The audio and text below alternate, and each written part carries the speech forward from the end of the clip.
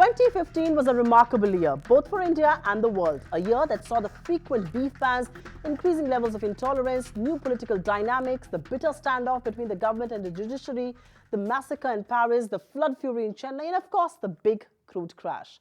This is Top 10 of 2015, and I'm Supriya Shrinate. Now, in 2015, politics in India took a decisive turn. There were new giant killers and the mighty were reduced to dust. If Arvind Kejriwal's stunning comeback did make headlines in February, it was the mega success of the Nitish-Lalu Grand Alliance that changed the political discourse in November. The biggest takeaway of the year? Modi is not invincible. 50 seat dena, 5 saal kaam karke dikhayenge. On 10th of February 2015, Delhi delivered a decisive verdict. Aam Aadmi Party tsunami is bigger than any wave. A mandate like never before. 67-3, the final tally. A storming victory for Arvind Kejriwal's Aam Aadmi Party that trampled all opposition. It was especially humiliating for the invincible duo of Modi and Shah, who had delivered a stunning victory just 9 months back in May of 2014. And also for the Congress that was reduced to nothing after ruling the city-state for 15 long years. The headlines were obvious. Kejriwal was the new giant killer. The Modi magic was over. His popularity had reduced. After all, India was still awaiting Achhe Din. Modi had no magic wand and the ground realities had not changed by any significant measure. NDA 2 was looking more like UPA 3. But if Delhi was a shocker, Bihar could have bet suicide. India's second most populous state overwhelmingly voted in the Bihari over the Bahari, a political drubbing that Modi and Shah had not anticipated, and one that saw a new experiment in Indian politics. The anti-Modi camp, forged by two rivals Nitish and Lalu, catalyzed votes and won 178 of the 243 seats. Is the index of opposition unity. Indian politics is seeing a tectonic shift. Up next are elections in Assam, Punjab, West Bengal, and then the mother of all poll battles, Uttar Pradesh, in early 2017. But experts believe a Mahagathbandhan-like experiment may not be possible in any of these poll-bound states. 2015 has proven that Modi isn't invincible and India is increasingly impatient. Now, this was the first scandal to have hit the Modi government. Lalit Modi's close ties with Sushma Swaraj and Vasundhara Raje brought disrepute to the Modi administration that he wouldn't have wanted. The controversy erupted after it came to light that Sushma Swaraj had helped Lalit Modi in procuring travel documents despite him being an economic fugitive in India. What made matters worse was that Raje too had signed in support of Lalit on condition that her name should not be disclosed to Indian authorities. This was the fodder that the opposition was waiting for, and we were not surprised when the entire monsoon session was a washout on account of this one. Bringing you a story that is much bigger than ever before. Times Now broke the Sushma propriety tangle. Helping Lalit Modi behind the scene. No discussion without resignation. ये national issue है। ललित मोदी की मदद नहीं हुई, मदद उस पत्नी की हुई जो भारतीय नागरिक है, पिछले 17 वर्षों से कैंसर से पीड़ित है। नमो के ऊपर लमो भारी पड़ गया है, अब लमो लमो लमो लमो होगा। Your channel exposes Rajasthan Chief Minister Vasundhara Raje's link to IPL scam accused Lalit Modi. No channel has this paper. Lalit Modi says, Vasundhara Raje supported my application. Of course I know the family, but I don't know what documents you people are talking about. Keith Vaz faces allegations of conflict of interest over allegedly intervening in the immigration application of controversial ex-IPL Commissioner Lalit Modi.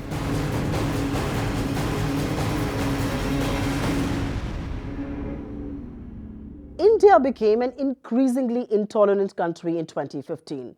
Mobs killed a man for eating beef. Beef was being frequently banned all across India. Ghulam Ali was not allowed to sing here. A lawmaker was shamelessly beaten up for hosting a beef party. Another one was inked for hosting a Pakistan diplomat. The Saffron Brigade's loose talk and the government's studied silence forced over 30 writers, filmmakers and artists to return their awards as a mark of protest. And even the usually diplomatic lot like the Amir and Shah Rukh Khan voiced their concerns on the growing levels of what was becoming an intolerant India.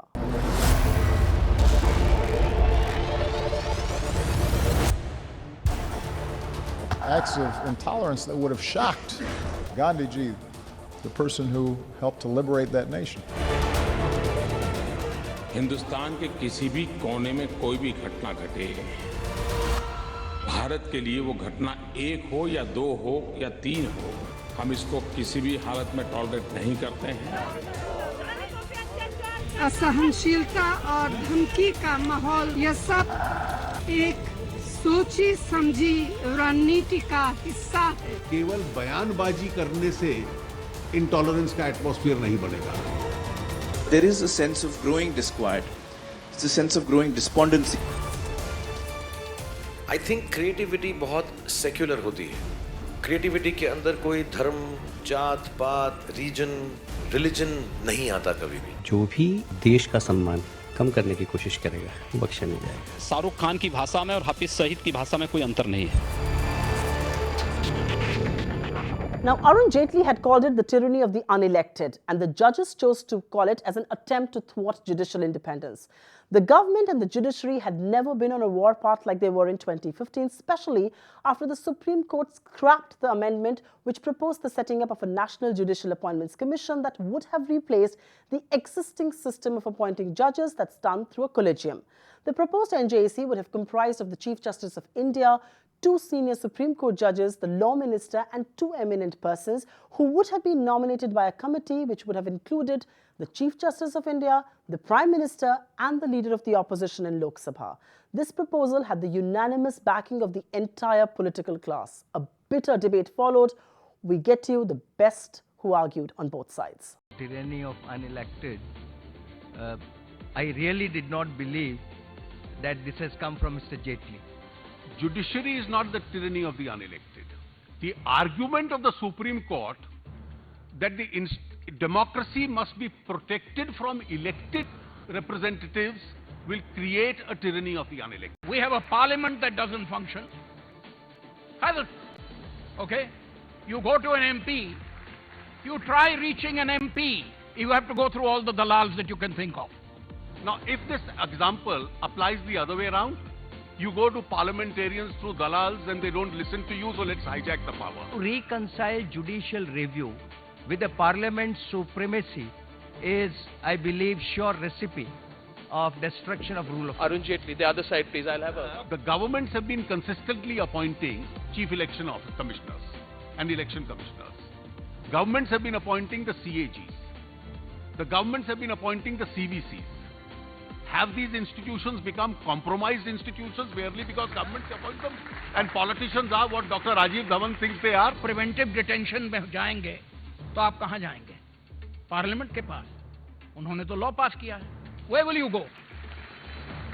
You'll go to the judiciary. Point out one modern democracy in the world in which your judges exclusively appoint the judges. Paris was under siege in 2015. A coordinated terror attack across multiple sites in the city of love did see armed gunmen and suicide bombers hit a concert hall, a major stadium, restaurants, cafes and bars almost simultaneously, leaving 130 people dead and many others wounded. An act of war organized by the Islamic State militant has once again exposed how vulnerable is the world that we live in. Breaking news out of Paris and what looks to be a city under terror attack on several fronts.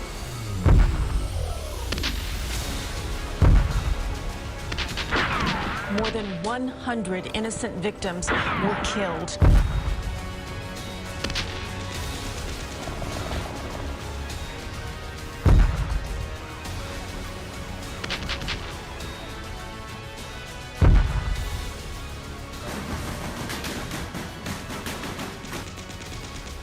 This is an attack not just on Paris, but this is an attack on all of humanity. This is a heartbreaking situation. We stand with you, united.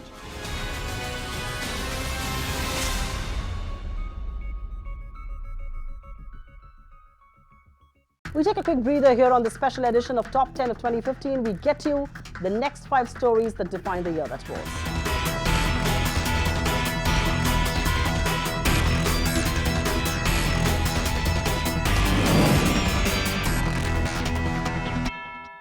Welcome back to Top 10 of 2015. Let's talk about the macroeconomy. And the picture was looking good in 2015 thanks to a benign crude regime, which as a result added up to very low subsidies and, of course, a rosier fisc. But by the end of this year, growth targets have been slashed, higher government spending has not crowded in private investment, and the big-ticket reforms like the GST still stay stalled.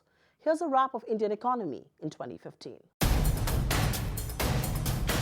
Come, make in India. I dream of a digital India. हमने एक मुद्दा उठाया है skill development. 2015 has been a year of a lot of talk and little action on the policy front. And so it doesn't come as a surprise that heading into 2016, the government's economic advisor has slashed growth forecasts for this fiscal and also the next. In the economy that's being powered just by private consumption and public investment, the economy is doing well, but I think the challenge is how do we revive all engines of growth going forward. The biggest disappointment has been the GST. The Congress's stubbornness and the government's failure in reaching out to the opposition parties has derailed India's most ambitious tax reform. It's now almost certain that the GST will not be rolled out in 2016. It's not as if the government has not moved on reforms. FTI reforms have been unleashed across 15 sectors. A slew of administrative steps have been taken to reduce red tape and improve the ease of doing business, a move that perhaps did see India climb 12 notches in the World Bank rankings. I think in the next year we need to really jump up about 40 odd positions up, and in the third year really jump 50 odd positions to be in the top 50. I think that's what the target should be. Other sectors that saw significant reform in 2015 are power and railways. The government's move to revive the ailing state electricity boards is a significant first step in fixing the infrastructure mess. But a lot more such steps need to be done to crowd in the private investment. You know, the debt on these projects has already been taken. So till the time these projects generate cash flows, you will have less scope for them to start investing in the new projects. So with little hope of revival in private sector investment, the government is looking to push up its own spending, a move that may lead to a wider deficit. The big hope in 2016 is that Raghuram Rajan will remain accommodative and ease rates further. But there is only so much that he can do, because much of the heavy lifting has to come from this man, Finance Minister Arun Jaitley himself. Let's turn the spotlight on the global financial world in 2015. It really was the year of the Fed, if I may. The American Central Bank did hike interest rates for the first time in nearly a decade. That marked a huge shift from the crisis-era policy of near-zero rates. While the US monetary policy did turn a corner, future rate hikes will only be gradual, driven by the trend in inflation. 2015 was also the year of Chinese jitters that shook the world. A sharp slowdown in the world's third-largest economy spooked investors and led to a commodity crash. As its economic situation unfolded, China broke a few ideological barriers and devalued the yuan, which is now finally in the basket of global reserve currencies. Now, 7 years after the colossal global recession is when the crisis in Greece peaked. The debt-ridden nation pulled back from the brink of collapse in 2015 thanks to a last-minute bailout worth $94 billion from the European Union, but not without stringent conditions. The much-feared Grexit had been averted once again. And finally, the party of 2014 had fizzled out when FIIs had flocked to India because 2015 was a more sobering year as far as the Dalal Street is concerned. Nifty lost over 8% in rupee terms and 13% in dollar terms. All sectoral indices lost ground and pharma was the only wealth creator as a sector. Vedanta, Hindalco and Kane were the three worst performers of the year, dragged down by the global commodity crash. Investors in BPCL, Maruti and Lupin made the most amount of money this year. But the question remains, what are the cues that will determine trade not just for India, but global markets? And it's over to Tanveer Gill. Well, expectations are low in 2016 from India and from the rest of the world. On India, it's really going to be about reforms, bankruptcy code, insolvency bill, GST bill, which is much awaited. Dr. Mark Mobius, a key investor in India, has already highlighted that he's looking to double his allocation if GST gets cleared. Growth coming back above 7.5%, between 7.5 and 8% would be critical. Revival in corporate earnings, pickup in private investments, and broadening the outlay of investments coming in from the public sector would be all important factors to watch out for. Then from the Federal Reserve, Switching over to the US, you're going to be looking out for how many rate hikes over what period of time. One hike is done. Are we going to be looking at back-ended hikes, that is post June 2016, or one hike each quarter? It'll largely be data dependent, and in those data points, one will be monitoring the trend on inflation. Inflation is likely to pick up, coming off from a low base in 2015. There's going to be some price adjustment there. So there would be a natural pickup in prices. However, remember, oil prices have still to stabilize. Volatility is likely to be the name of the game for oil prices. So that's going to be an important variable to watch out for. There is some appearance of some kind of an anxiousness in the US credit markets. Believe me, this can be really disastrous. So I think let's have a look at that angle very, very carefully. I think apart from that, I think there's no way the Indian markets are going to go down, they are going to go up. I expect maybe there'll be more corrections along the way, and then perhaps next year some recovery. So India is a good relative story, but it's not a great absolute return story. If you, like me, are frustrated with making mobile calls that drop at remarkable frequency, then this is a story that must interest you. Because for the first time in 2015, the government pulled up telcos over deteriorating quality of service, and the regulator introduced mandatory compensation for every call dropped. Now, this norm was to kick in by the 1st of January in 2016, but telcos cried foul and moved court.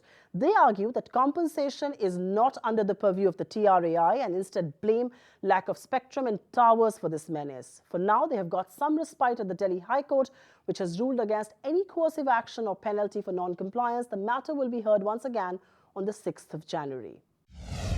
If call drop is an issue causing concern for the country, the telecom operators need to rise to the occasion.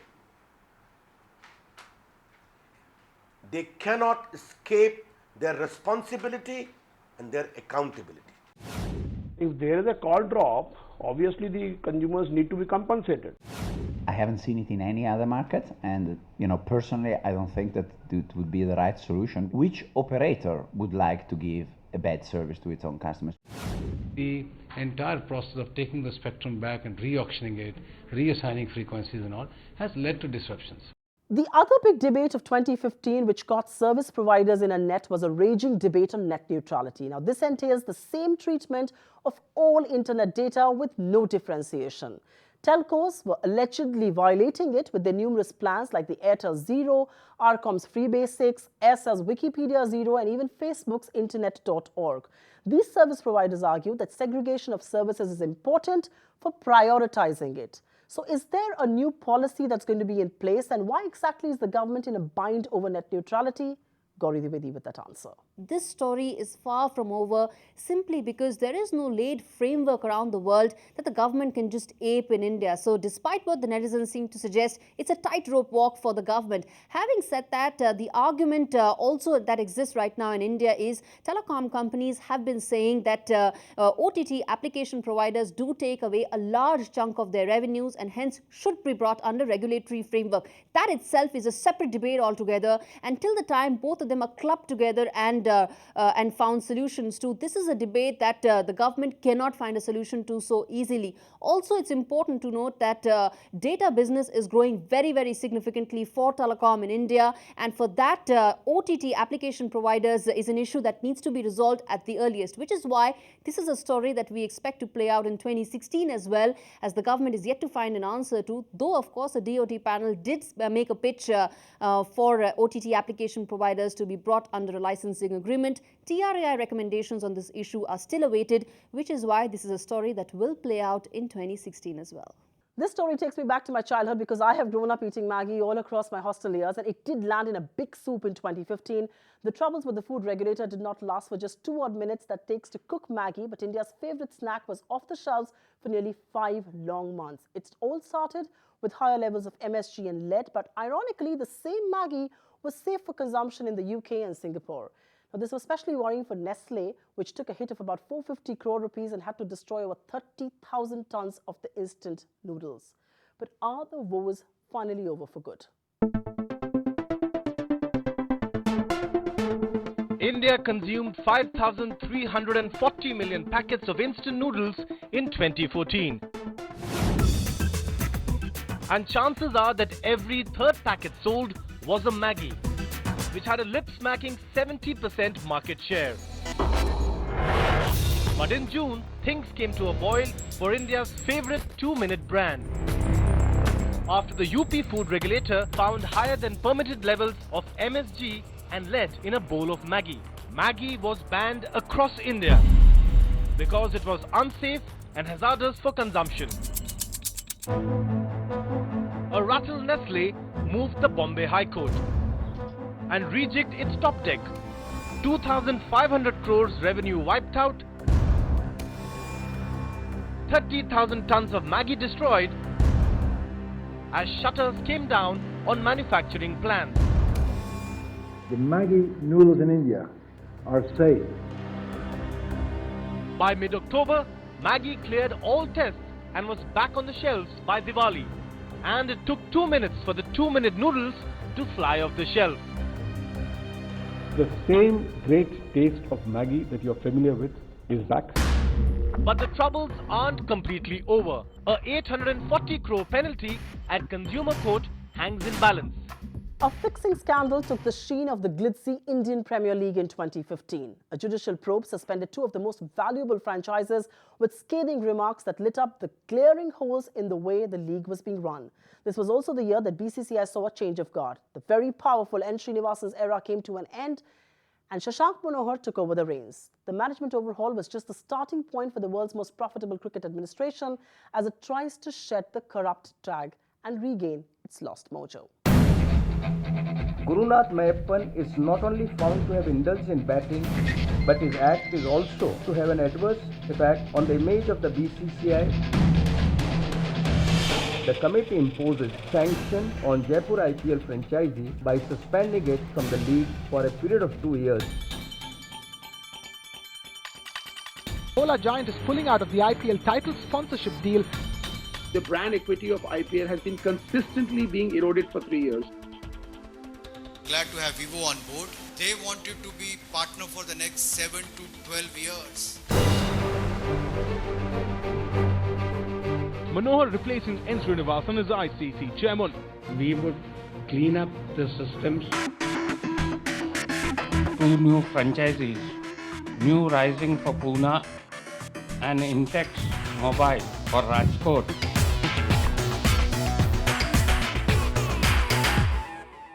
And before we wrap things up on this special edition, it's time to get you 2015 as best described in visuals.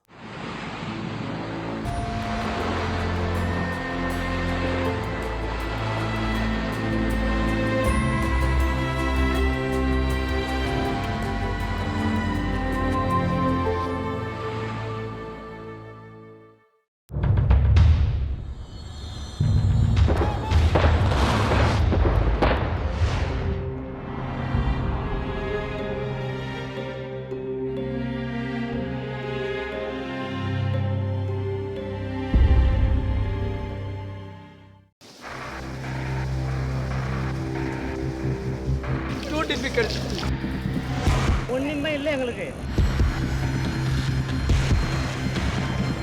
கூட போயிட்டு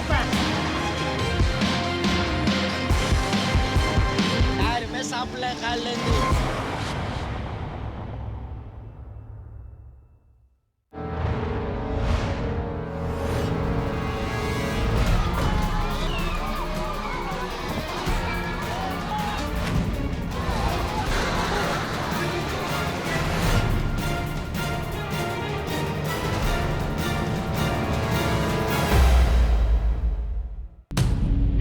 This is not correct. Nani is giving you wrong information. Ronnie cracked and admits that she did it. Breaking news coming in here. Veeram Mukherjee has been arrested in Srinagar murder case.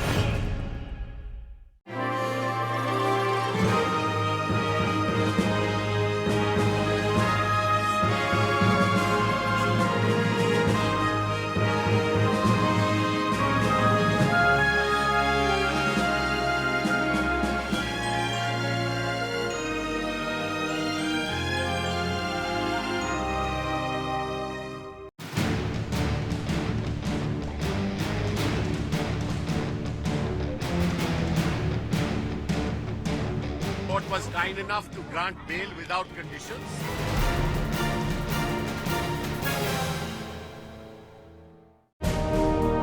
Where there is righteousness in the heart, there is beauty in the character. When there is beauty in the character, there is harmony in the home. When there is harmony in the home, there is an order in the nation. When there is order in the nation, there is peace in the world. Smith leaves it away, that'll do it. Steve Smith hits the winning runs, and Australia are champions of the world.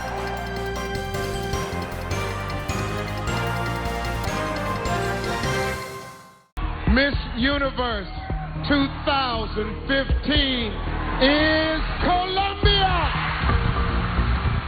I have to apologize. Miss Universe 2015 Philippines.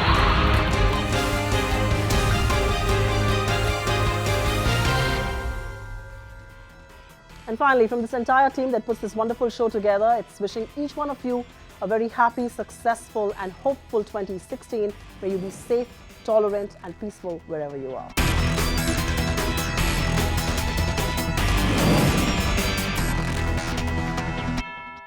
Find us on Facebook at facebook.com/ETNow and don't forget to click the like button. You can also follow us on Twitter at ETNowLive. To stay updated with all our programming, hit the subscribe button on our YouTube channel by logging on to youtube.com/user/ETNow.